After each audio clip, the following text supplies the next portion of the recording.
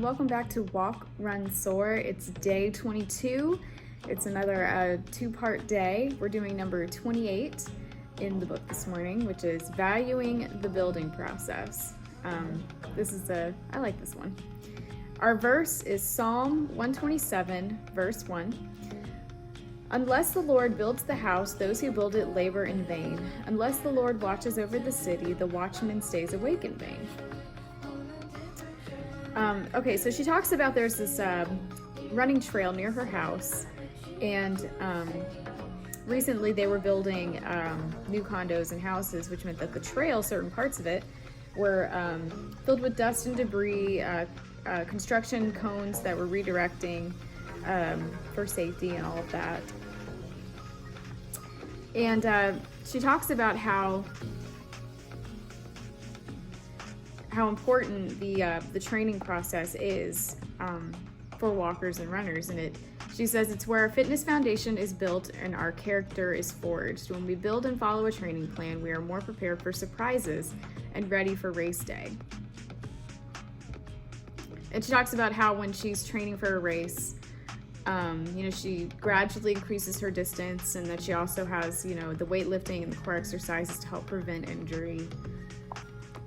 And she says, in many races, I find myself recalling the hardest training days to help give myself that pep talk I need to get to the finish line. And I do that too, actually. If I'm struggling, I just think that, I've done this, I did it in training, I've had, I've gotten through hard workouts, and, it really does help.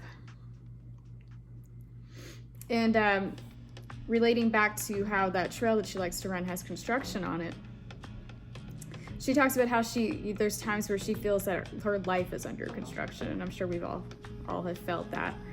And she says, I was reminded this morning that construction is an important part of the process. It's messy and hard, but it's required before we can live in that new house, work at a new job, run a new race, or transition into a new context. And she's learning not to shy away from demolition construction in the building process. I thought of this probably a really terrible metaphor. It was before I read this. It was last night. My family was talking about something else. And the metaphor I thought of, we were talking about, hard things happen in life sometimes, but we can grow from it. And I was like, well, isn't that kind of like weight training where, you're not going to get any stronger if you keep doing really easy light weights? You got to, add that pressure, add that resistance, increase your weight. And isn't it just like that with life? It's probably a really terrible metaphor, but that's what came to my head last night. We can grow through trial. We have to, make an effort on our part to see where we can grow, I think, instead of succumbing to, being miserable about it. Which can be really easy sometimes. I know for me, I just, we'll sit and have a pity party instead of saying, okay, how can I grow from this? What can I do to better myself, type deal. And she, at the very end of this devotion, she says we need to be thankful for the 2x4s on the path, for the dust on our running shoes, and for the sun rising before us. All reminders that he is at work building new things.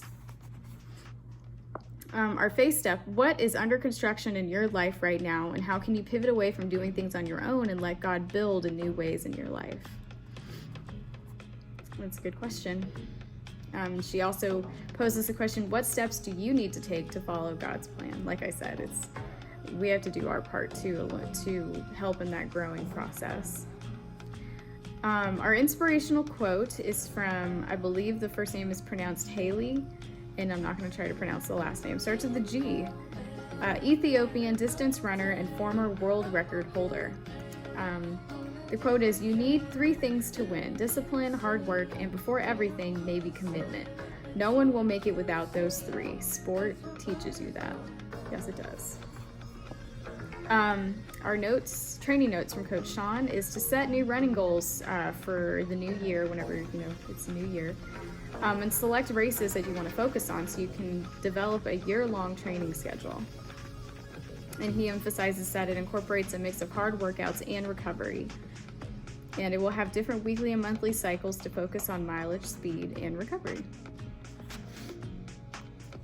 So yeah, sometimes when I know for me, whenever I'm doing my 5K, or actually even when I was doing the half marathon or a 10K plan, it's usually about just over halfway through I start to feel how hard whatever plan I'm doing is. I don't know if it's just, I don't know why, but usually about that time I'm like, can I really, do this? Can I really achieve the goal that I had set for myself in these workouts?